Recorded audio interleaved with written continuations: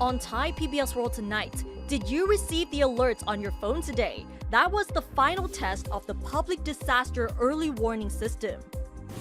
The BMA has announced the end of the surge of the collapsed SAO building, and the fire at a furniture factory in Bangkok's Lat Krabang area is now under control.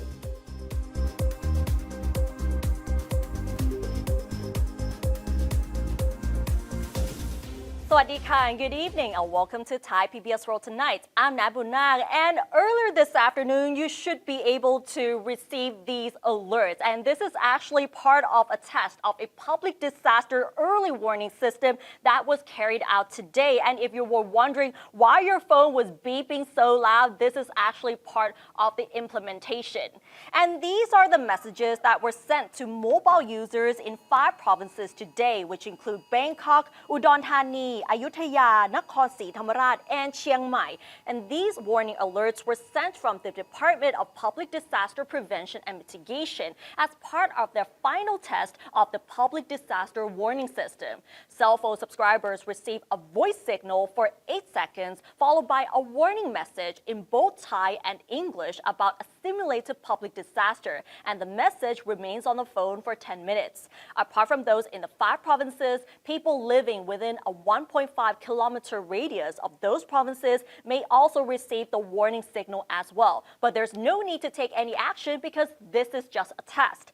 Only subscribers who have smartphones on 4G and 5G networks using either Android version 11 or higher or iOS version 18 and higher will receive the alert signal and the message. Those still using the older 2G or 3G networks will receive the SMSs instead.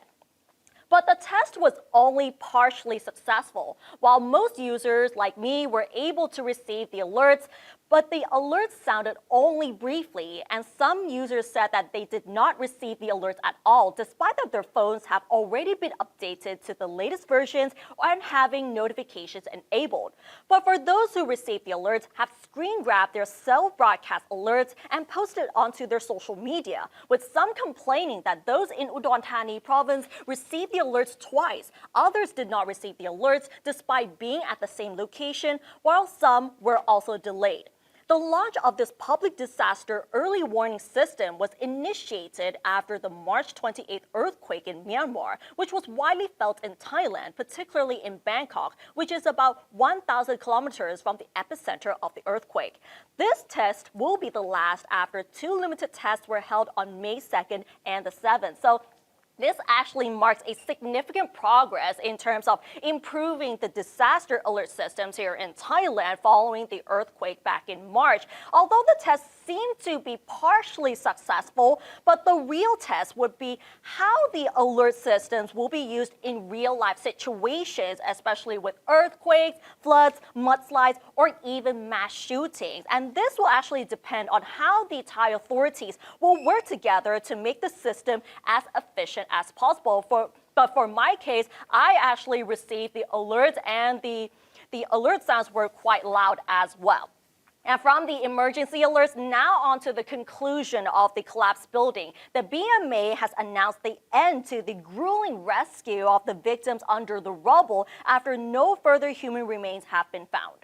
Search for those missing among the debris of the collapsed State Audit Office building has officially come to an end after no further human remains have been found. Today, the BMA has invited 109 monks for a religious ceremony to pay tribute to those who lost their lives and remain missing in the collapse of the SAO building after the debris has been mostly cleared. Many people were present at the ceremony, namely Bangkok Governor Chatham Sittipan, officials from the Disaster Prevention and Mitigation Department, rescue officials, relatives of the victims, and also the Auditor General of the State Audit Office, Mon Tien Charoenporn. The Auditor General of the SAO took the opportunity to tell reporters that they are willing to cooperate with the investigation into the SAO building and are also willing to accept how the investigation results will turn out. However, he did say that he might not be able to provide all the details of the construction construction project, stating that he was appointed as the Auditor General only just a year ago. Therefore, for the information which goes all the way back to 2018, he said he has assigned its officials to provide the information instead. Altogether, 109 people were reported missing after the building collapsed on March 28th after a devastating earthquake hit Myanmar. 89 people are confirmed to have died, 9 were injured but survived, and 7 people are still unaccounted for. The BMA stated that no further remains have been found despite the improved access to areas within the debris. However, there are still some bones at the Institute of Forensic Medicine which are yet to be identified through DNA comparison with samples collected from relatives. And yesterday, K9 sniffer dogs were deployed to make sure that there are no more smaller fragments of human remains inside the debris before the BMA hands the site back to the State Audit Office this Thursday. The Disaster Command Center will also be closed as well, marking the official end of its grueling search for those who tragically lost their lives as well as the survivors. So the search for the remaining victims has officially come to an end after the search teams did not find any more remains under the debris. But the investigation into the SAO building still continues, especially with the suspicions behind the construction project, including the joint venture itself, the use of nominees, and how the construction was actually supervised. And right now, the DSI is only at the stage of collecting the information and trying to categorize all of the documents that they have received. And we might remember the scene where they impounded large boxes of those documents related to the construction and the procurement itself. And most of them, they actually find it to be suspicious and also relevant to the investigation. So we have to say that the investigation into the construction of the collapsed SAO building is still far from conclusion.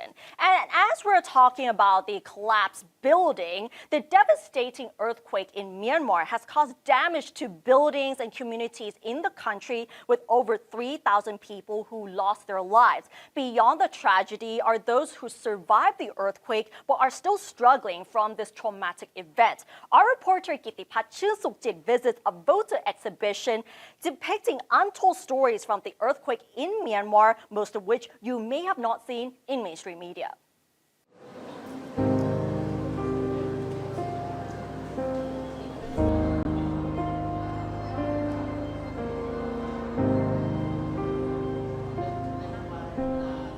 Sometimes photo can speak louder than any headline. As here I'm in a quiet space that is now showing the loud and powerful images telling stories of loss, resilience, and the urgent cry for help from the people of Myanmar after one of the strongest earthquakes on March 28th. These photographs depicting untold stories from the devastating earthquake in Myanmar are being displayed at the Bangkok Art and Culture Center. The exhibition, which is called 7.7 MMERQK, Capturing Myanmar People's Unheeded Cry, is more than just a photo gallery, but a recollection of people's voices. These are voices of the earthquake survivors, brought to life through the lenses of 4 photographers from the collective Platform 36, including Kosi, Zaid, Linkar, and Godark.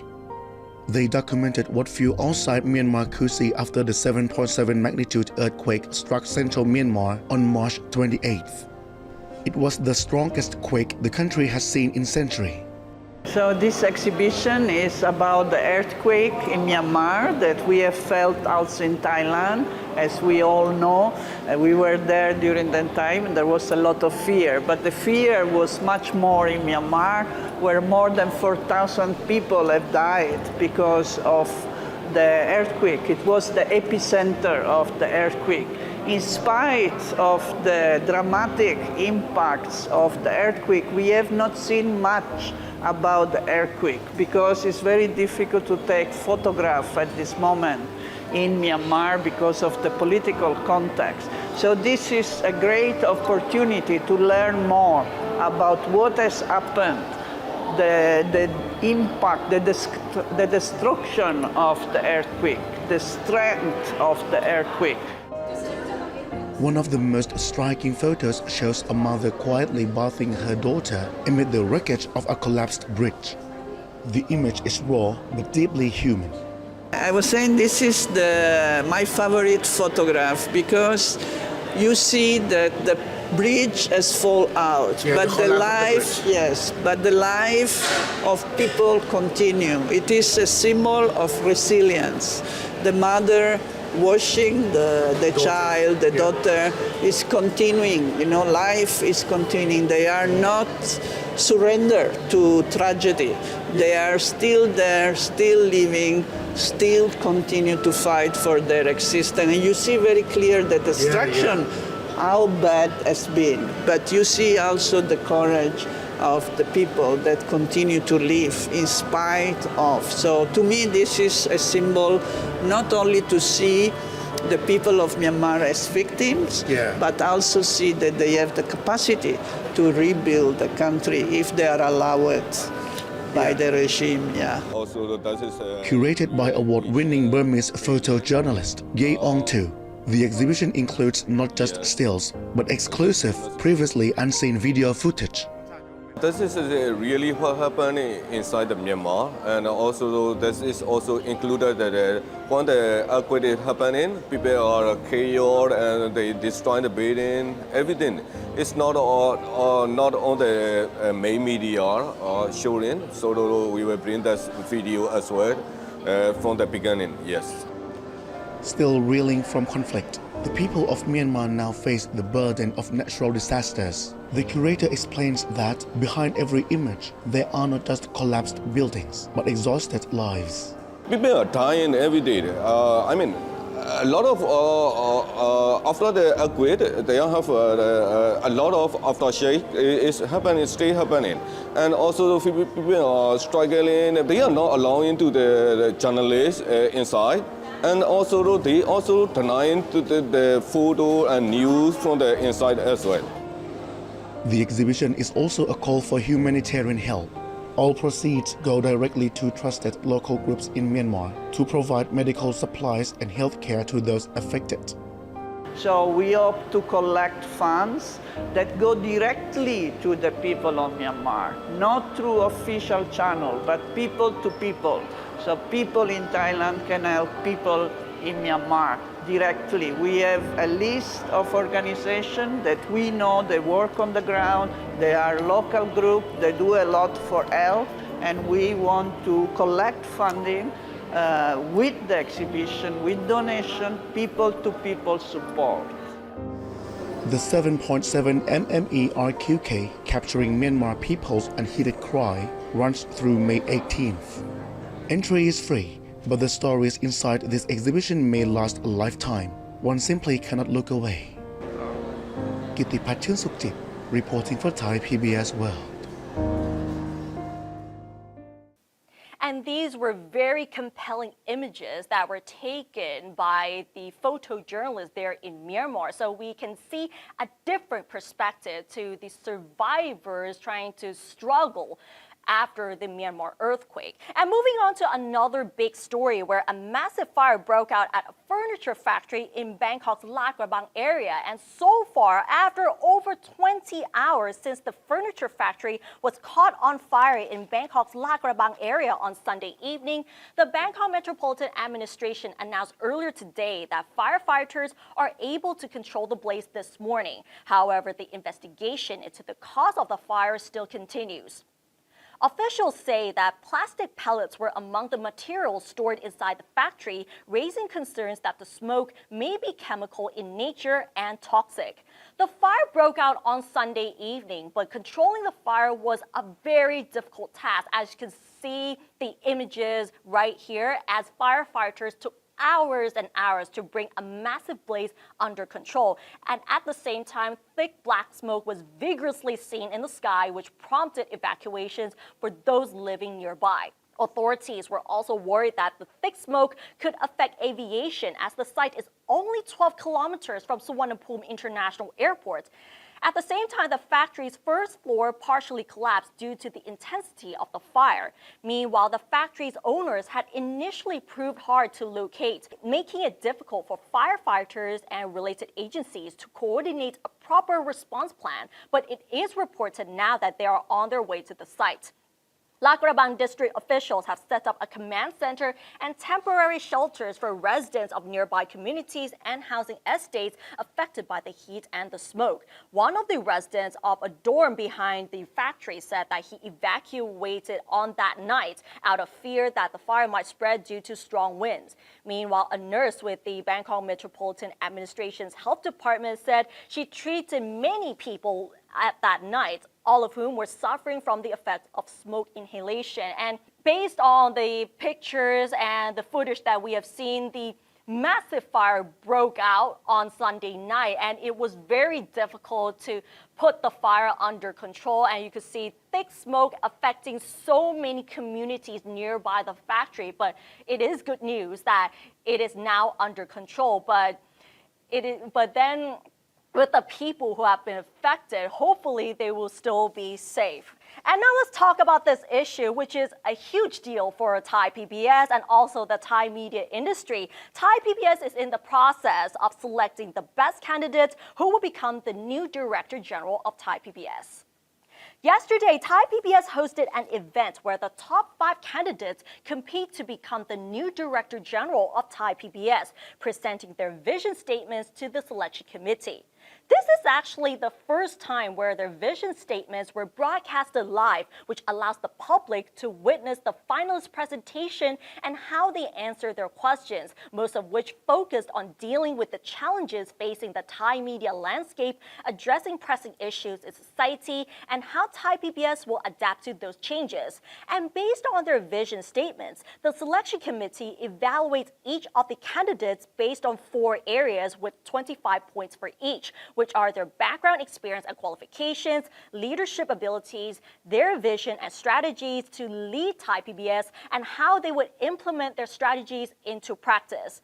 A candidate who receives a total of 7 or more points from any selection committee member will receive 1 vote of approval from that selection committee member. After all the finalists have delivered their vision statement, the selection committee have chosen 4 candidates who will advance to the final round. The first one being Wanchai Tanti Withiyapitak, who's a former senior director of news at PPTV and former deputy director general at Thai PBS, who received the highest votes of 9 votes. Another candidate is Associate Professor Pathamawadi Pochanukul, former Executive Director of the Office of Thailand Science Research and Innovation, who got 6 votes. Rathasa Gorosu, former Senior Executive Vice President and Chief Operating Officer at Digital Economy Promotion Agency, or DEPA, who received 5 votes, and Atapon Limpanya Lerd, former Deputy Secretary of the National Health Security Office, or the NHSO, who got 5 votes. Unfortunately, Apirak Han Pichidwanit, former Deputy Director of News at JKN, who's also a TV host at Thai PBS, did not make it to the final round, while Nopal Wong Anand, former editor at BBC Thai, dropped out of the competition. For the final round, the selection committee will submit their list of final candidates to the Board of Governors for consideration this Friday, and the new Thai PBS Director General is set to assume office on July 24th, succeeding Dr. Wilasini Pipikul, whose term is coming to an end. The term for a Director General runs for 4 years, but no more than 2 terms consecutively. So the selected Director General will face actually big and significant challenges, especially in the digital era, where people consume news and information online more than traditional media nowadays, and as well as the emergence of AI in newsrooms and the media as well. But the significant challenge would be how they will transition from traditional media into digital platforms, restructuring, expanding their audience base while preserving the public service role, and utilizing its potential as a public media to create positive societal change. And we have to say that employees at Thai PBS, we have been discussing who will actually become the winner and take the position as the new Director General of Thai PBS. But Of course, we're not going to tell you who our favorite candidate is, but you can give your own guesses in the comment section. All right, and that wraps up tonight's edition of Thai PBS World Tonight. Join us every Monday and Tuesday at 6 p.m. on Thai PBS World's Facebook and YouTube Live. And don't forget to follow us on social media and our website, thaipbsworld.com, for all the latest stories and analyses about Thailand. Thanks for watching, and we'll see you next week. สวัสดีค่ะ